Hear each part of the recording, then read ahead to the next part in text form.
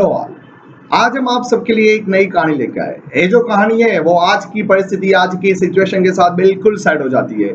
तो कहानी है कि ये जो अभी कोरोना का टाइम है, ऐसे टाइम के अंदर हमें किस तरह से अपना जो नित्य क्रम होता है उसको करना चाहिए, किस तरह से हमें आगे बढ़ना चाहिए। ठीक है, उसके ऊपर से माई सेल्फ प्रोफेसर जेबी जानी, मैं कॉलेज में बच्चों को पढ़ाता हूँ। तो ऐसा होता है जब हम स्कूल और कॉलेजेस के अंदर बच्चों को पढ़ाते हैं तो अभी के टाइम में हमें काफी बच्चों के मैसेज आते हैं, फोन आते हैं और हमारे टीचर्स भी हमको फोन लगाते हैं कि सर अभी हमें वैकेशन देना चाहिए, नॉर्म्स क्या होने वाले आने वाले टाइम में 3-4 महीने तक किसी को नहीं पता। आप सबको पता है कि स्कूल वगैरह सब कुछ बंद है, ऑफिस बंद है, यदि आपका बिजनेस है तो वो बिजनेस भी बंद हो चुका है। तो ऐसे टाइम में बेसिकली करना क्या चाहिए वो हम में से किसी को एग्जैक्ट आइडिया नहीं है।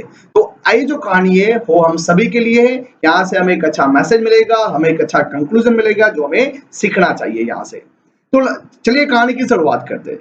एक गांव था, उस गांव के अंदर सब किसान रहते थे।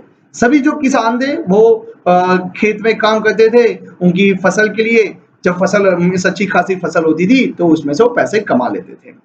एक दिन ऐसा हुआ कि इंद्रदेव पृथ्वी पे आए और उन्होंने उस गांव के अंदर सभी किसान को बताया कि जब तक शिव जी का डमरू नहीं बजेगा तो इस गांव के अंदर बारिश नहीं होने वाली और शिव जी का डमरू आने वाले 10 साल तक नहीं बजने वाला है। उन्होंने सबको ये बात बताई। तो सभी लोगों ने जब ये बात सुनी तो सब बहुत ही चिंता में आ गए, सब चिंतित होने लगे। तो उन्होंने सब किसान अपने अपने घर पे जाके ऐसे ही बैठ गए। उसमें से एक किसान ऐसा था जो लगातार अपना जो काम होता था यानी कि वो खेत में जाता था, जिस तरह से उसका नित्य क्रम होता था उसी क्रम के ऊपर से वो अपना काम करता जाता था।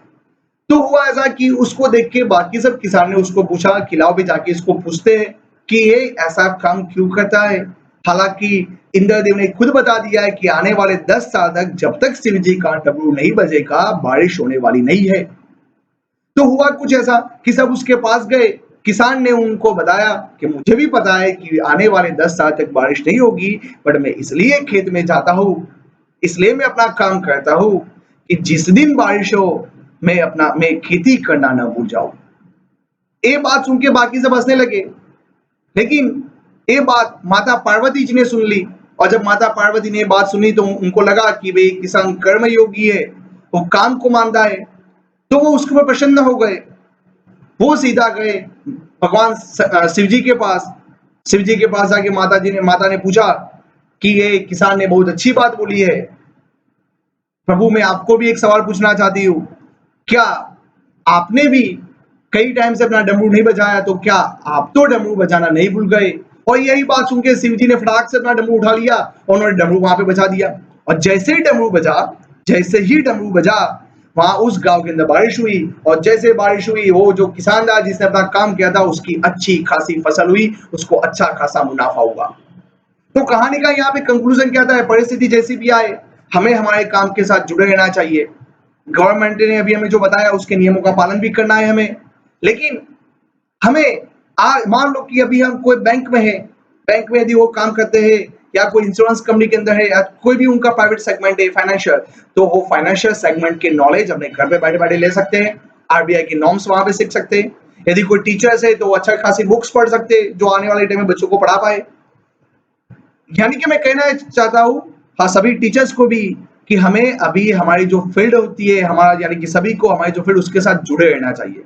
क्या पता एक दिन ऐसा आ जाएगा कि टीचर्स पढ़ाना भूल जाए और बेटा बच्चों आप लोग कि आप लोगों को भी थोड़ा थोड़ा पढ़ना चाहिए, क्या पता कि आप पढ़ना ही भूल जाओ। यहाँ पे मैं आपको बताता हूँ कि this is a golden time, ये बहुत ही अच्छा टाइम है। एक दिन याद कीजिए पास्ट में ऐसा पक्का हुआ होगा आपके साथ जब आपने सोचा होगा कि यदि मेरे पास टाइम होना तो मैं ये चीज सीखना चाहता हूँ अपने बिजनेस की, ये चीज सीखना चाहता हूँ मेरी फील्ड की, लेकिन टाइम नहीं है, पूरा दिन जॉब में चला जाता है। बच्चे ने भी बोला होगा पूरा दिन पढ़ाई में चला जाता है।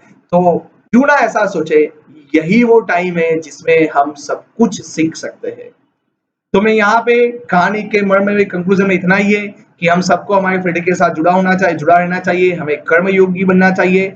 हमें ऐसा मानना है कि परिस्थिति कोई भी आएगी हम इसका अच्छी तरह से फायदा लेंगे, हम उसका लाभ उठाएंगे और हम अच्छा खासा यहाँ पे पढ़ते जाएंगे। और हम लोग यहाँ पे बच्चे पढ़ेंगे और हम बाकी सब हमारी जो फील्ड का है वो नॉलेज गेन कर देंगे। तो आने वाले टाइम में हमें उसका बहुत ही अच्छा बेनिफिट हो। आप सभी का हमारे साथ जुड़े रहने के लिए धन्यवाद।